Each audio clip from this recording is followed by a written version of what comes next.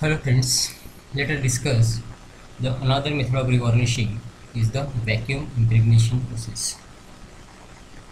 Basically the plant consists of a large airtight chamber where actually you are putting a stator rotor or the transformer for impregnation or for varnishing. Varnish is stored in a tank, that is the varnish tank is present, that is another component of the vacuum impregnation plant.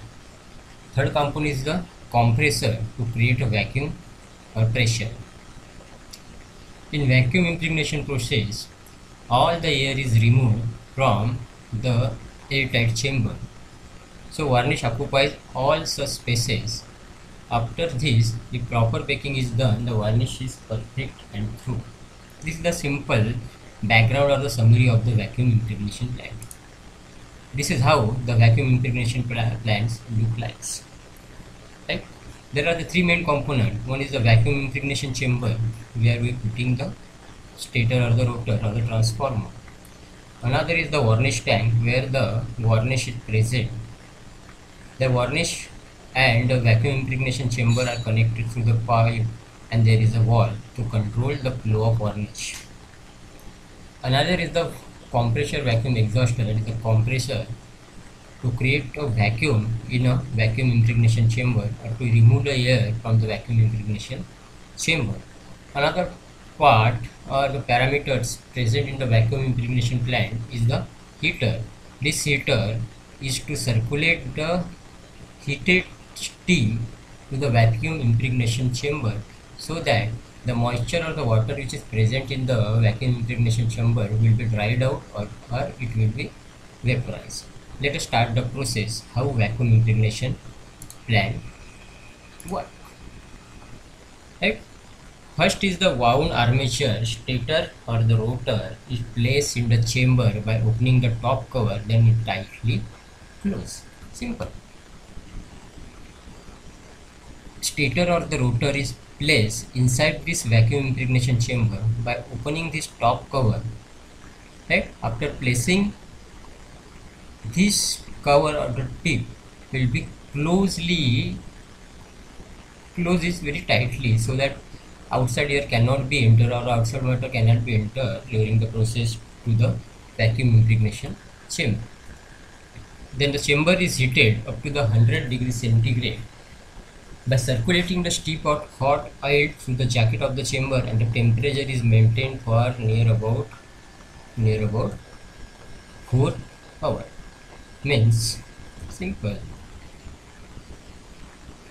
The hot air or the steam is circulated through this vacuum impregnation chamber by maintaining the temperature at about 100 degrees centigrade and maintain this temperature for near about 4 hours. During this 4-hour period, the air from the chamber is pumped out by vacuum exhauster.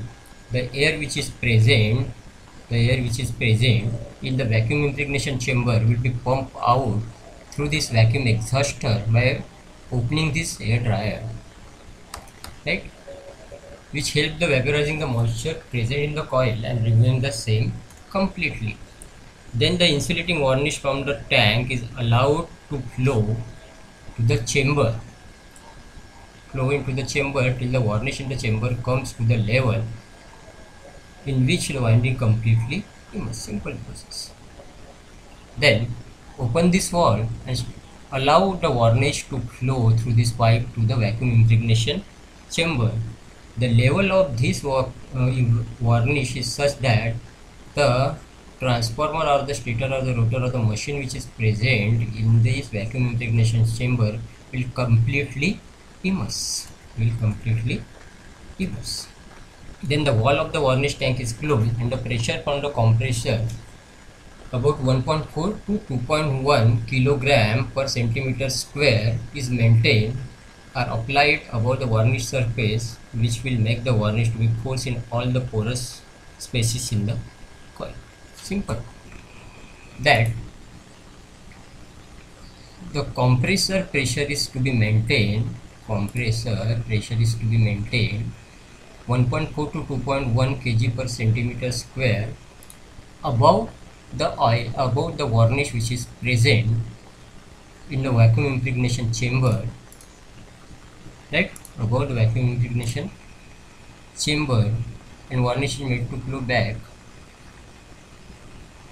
half an hour, and wall of the varnish tank is open and the varnish is made to flow back to the air pressure till excess varnish get drained out. Means the wall of varnish tank is closed and the pressure from the compressor above 1.4 kg 1.4 to 2.1 kg per centimeter square is applied above the varnish surface, which will make the varnish to be forced into the all porous part.